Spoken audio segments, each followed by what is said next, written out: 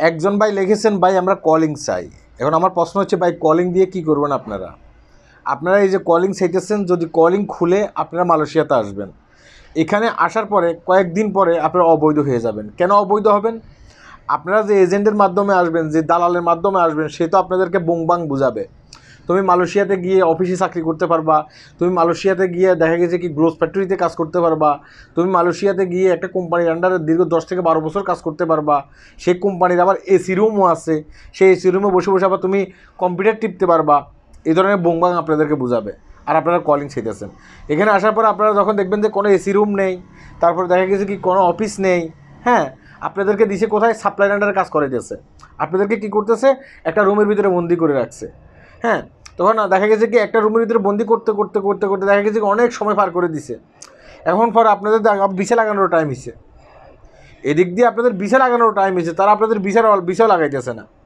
Visa লাগানোর time এসে তারা আপনাদেরকে বলতেছে, ঠিক আছে ভিসা লাগামো তোমাদের, আমাদেরকে 3000 রিঙ্গিত করে দাও। একদিক দিয়ে আপনি কোনো কাজ করতে পারতেছেন না, দীর্ঘ অনেক দিন পর্যন্ত বাংলাদেশ থেকে এসে এখানে বেকার হয়ে আসেন। অন্যদিক দিয়ে আপনার ভিসা লাগানোর টাইম হয়েছে, হ্যাঁ, ভিসা না লাগাইলে আপনি অবৈধ হয়ে যাবেন। এখন আপনি বাধ্যতামূলক কী করতেছেন? বাংলাদেশ থেকে আবার জমিন বিক্রি করে, জায়গা বিক্রি করে এনে তাদেরকে দিচ্ছেন, তারা আপনার ভিসা লাগিয়ে দিচ্ছে। আবার কিছু কিছু ক্ষেত্রে ভিসা লাগিয়ে দিচ্ছে না, কিছু কিছু ক্ষেত্রে আবার আপনার টাকাগুলো নিয়ে তারা পালিয়ে যাচ্ছে, আপনি হয়ে যাচ্ছেন অবৈধ। কথা কি বুঝতে পেরেছেন?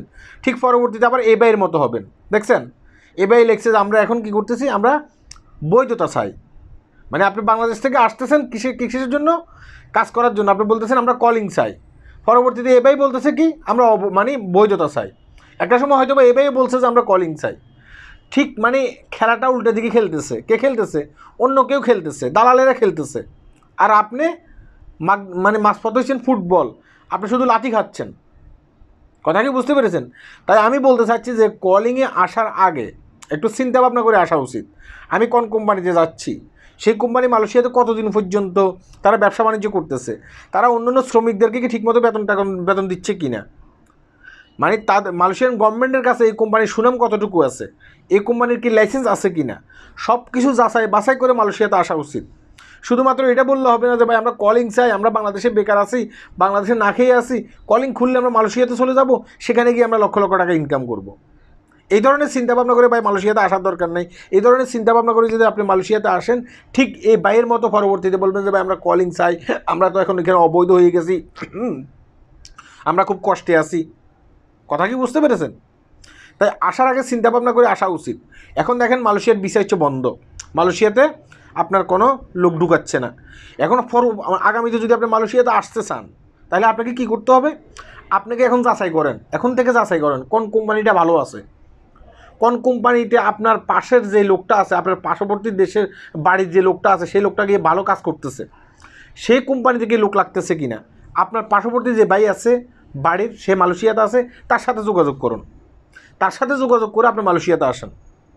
তাহলে দেখা গেছে কি আপনি একটু গ্রেনার হতে পারবেন, একটু সাকসেসফুল হতে পারবেন। এখন দেখা গেছে আপনি কারোর সাথে যোগাযোগ করলেন না, হঠাৎ করে একজন দালাল আপনাকে এসে বলছে যে মালয়েশিয়ার ভিসা চালু হয়ে যাবে কিছুদিন পরে, তোমরা টাকা পয়সা জমা দাও, তার পাশাপাশি পাসপোর্ট জমা দাও, হ্যাঁ, মালয়েশিয়ার ভিসা চালু হলে তোমাকে মালয়েশিয়া পাঠাই দেবো। এখন আপনি মালয়েশিয়াতে কোন ভিসাতে আসতেছেন সেটাও আপনি জানেন না।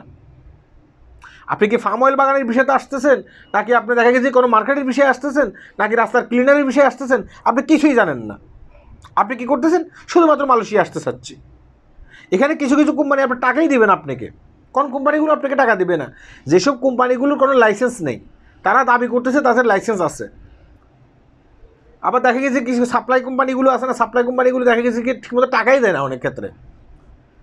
এই ধরনের অনেক ভিডিও আমার ফেসবুক পেজে আছে, আপনারা গিয়ে দেখে আসতে পারেন। তারা ভুক্তভোগী। এখন যাচাই বাছাই করে না আসলে ভাই পরবর্তীতে দেখা গেছে কি আপনি বিপদে পড়ে যেতে পারেন। তাই আমি বলবো যে এটা মালয়েশিয়াতে যখন আসবেন ভাই যাচাই বাছাই করে আসবেন, যাচাই বাছাই করা ছাড়া ভাই মালয়েশিয়াতে আসেন না। আল্লাহ হাফেজ।